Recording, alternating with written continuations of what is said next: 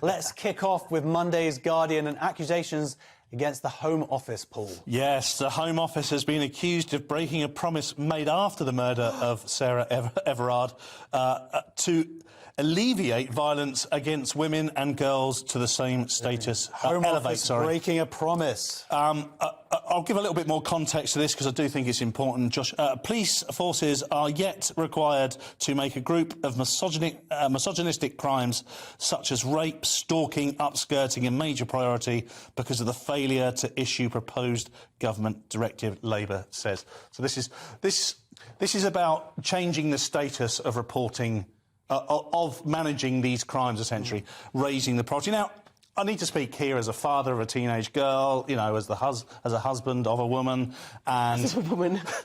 well, you know, it's important to point out. But, you know, a mother of a son and a brother, and all those just things. Speak as a human, and a human, and I totally understand this. I guess if there is no issue with it, but if I question anything, I hate the way that politics is brought into this. I think we should be able to say this is a human issue, and that, you know, it's difficult to say because you don't want to say any particular group is weaker than another group, but the perpetrators tend to be one part of the group. 98%. And the victims tend to be another part of the group. Sex offenders are male. That's just a fact. 98% of sex offenders are male. That's exactly. That's a fact. Well, so should we state, sorry, penis, with a penis? Well, exactly. We can say, let's just say penis. You just wanted to say penis. No, I didn't want to say. I just want because you wanted to do it on Christmas as well. You do. Well, look, Christmas penis. So, Gina, as Paul says, I mean, is this playing politics, or is it just that actually this needs to be called out and our government has been rubbish? No, it really, really needs to be called out. We've had too many issues, too many mistakes, too many things going on, and it's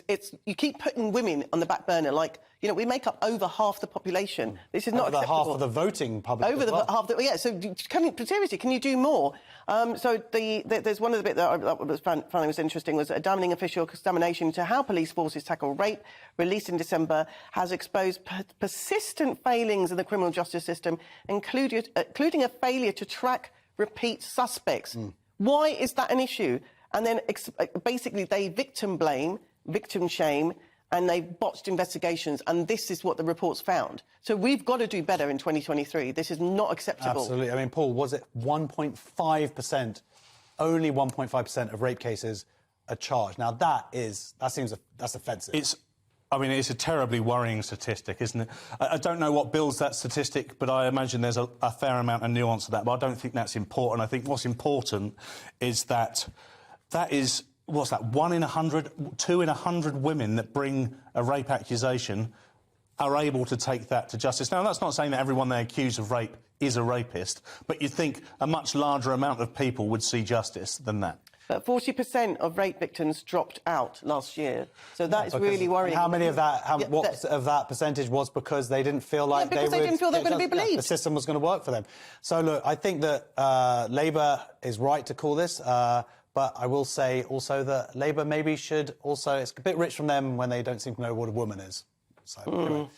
Right, let's move... Try harder, Labour, this year, please. Yeah, they need to do some stuff themselves.